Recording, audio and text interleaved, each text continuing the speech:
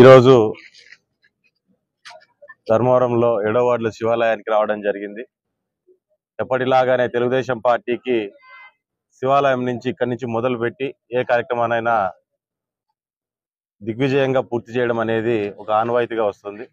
అందులో భాగంగా ఈరోజు రానున్న 4, 5, 6, 7, 8 తారీఖుల్లో పట్టణమంతా పాదయాత్ర ద్వారా పర్యటించి వార్డుల్లో సమస్యలు గతంలో కూడా చాలా వరకు వార్డులు తిరిగినప్పుడు ఎదురైన సమస్యలు ఏవైతే ఉన్నాయో ఆ సమస్యలన్నింటినీ కూడా తెలుసుకుంటూ చంద్రబాబు నాయుడు గారు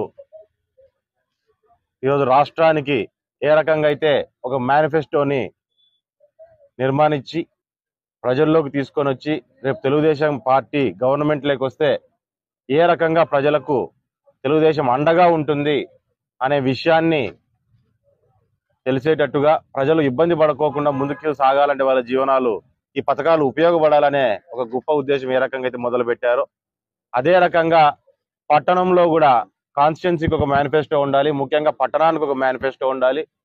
వార్డుల్లో ఏవైతే సమస్యలు ఉన్నాయో ఆ సమస్యల్ని ఎంతవరకు మనం తీర్చగలుగుతాము, దాంతోపాటు టౌన్లో ఉన్న వివిధ వర్గాల ప్రజలకు ఎదురవుతున్న సమస్యలు ఏవైతే ఉన్నాయి ఆ సమస్యలన్నింటినీ కూడా మనం ఏ రకంగా మనం తీర్చగలుగుతాము, అసలు ఏం సమస్యలు ఉన్నాయని నేరుగా వారితోనే చర్చించి ఆ సమస్యలకు ఒక పరిష్కారం చెప్పాలి, పరిష్కారం కనుగొనే దిశగా ముందుకెళ్ళాలి అనే ఒక గొప్ప ఉద్దేశంతో పట్టణమంతా పాదయాత్ర 5 రోజులు పెట్టడం జరిగింది. ఈ 5 రోజులు పర్యటించిన దానిలను అన్నిటినీ కూడా కుడీకరించుకొని చివరి రోజున 8వ తారీఖున ఒక మేనిఫెస్టోని, అంటే మనం ఏం హామీలు ఇవ్వదలుచుకున్నాము తెలుగుదేశం పార్టీ అనేది అందరూ కూడా మాట్లాడుకొని డిస్కషన్ చేసి ఆ హామీలు కూడా అయినంత వరకు మేము ఇవ్వడం జరుగుతుంది. కొన్ని వార్డుల్లోనో లేకుంటే అక్కడికి వెళ్ళినప్పుడు అక్కడ ఎదురవుతున్న సమస్యలు, ఆ ప్రాంతానికి తగ్గట్టు సమస్యలు ఏవైతే ఉన్నాయో ఆ ప్రాంతానికి తగ్గట్టు సమస్యలు కూడా దానిలో కూడా ఖచ్చితమైన హామీలు తెలుగుదేశం పార్టీ రేపు పొద్దున గవర్నమెంట్లోకి వచ్చిన తర్వాత మేము చేస్తామనే విధంగా మేమంతా తిరగాలనుకున్నాము. దీంట్లో ధర్మవరం తెలుగుదేశం నాయకులందరూ కలిసి ఈ ప్రోగ్రామ్ ని డిజైన్ చేయడం జరిగింది. నాయకులు కార్యకర్తలంతా కలిసి ఈ రకంగా వెళ్ళినట్లయితే మనం చెప్పాలనుకున్నది మనకు తెలియాల్సిన సమస్యలు కూడా నేరుగా తెలుస్తాయి. మనం పిలిచి మాట్లాడేదానికంటే కూడా మనం వార్డుని టచ్ అవుతూ వెళ్తే ఆటోమేటిక్ గా వాళ్ళకు కూడా చాలా అనుకూలంగా ఉంటుంది, ప్రజలకు కూడా వచ్చి కలవడానికి కానీ చెప్పడానికి కానీ అనే ఒక మంచి ఆలోచనతో వాళ్ళొక మంచి సలహా ఇవ్వడం జరిగింది. దాంట్లో భాగంగానే ఈ పాదయాత్రని మొదలు పెడుతున్నాము.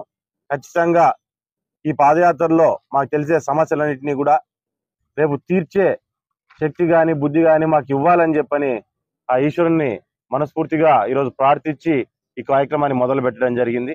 ఈరోజు మొదలు పెట్టినట్టే, ఎందుకంటే ఈరోజు ప్రోగ్రామ్ లో భాగంగా ఈ భవిష్యత్ గ్యారంటీ పాంప్లెట్లు కూడా ఈరోజు పంపిణీ చేసి ఈ ప్రోగ్రామ్ స్టార్ట్ చేయడం జరిగింది.